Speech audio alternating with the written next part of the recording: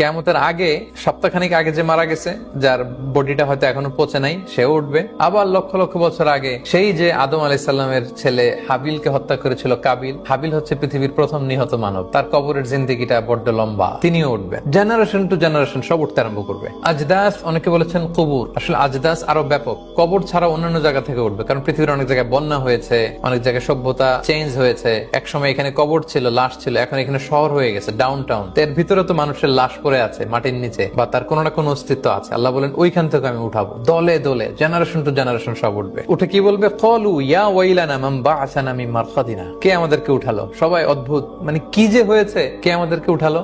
হাজার হাজার মানুষ এটা বলতে আরম্ভ করবে। প্রশ্ন করে তারা নিজেরাই বলবে যখন হুঁশ ফিরে আসবে, আরে তাই তো, ওই যে নবীরানা বলতো যে একদিন নাকি বিশাল সাউন্ড এসে সিঙ্গার ফুৎকারে সবাইকে উঠানো হবে, বিচার করা হবে। আজকে তো বোধহয় ওই দিন। এই যে নাস্তিকরা যারা আল্লাহ বিশ্বাস করেন, আখিরাতে বিশ্বাস করেন, ওই দিন হুঁশ ফিরে পাবে। হায় রে,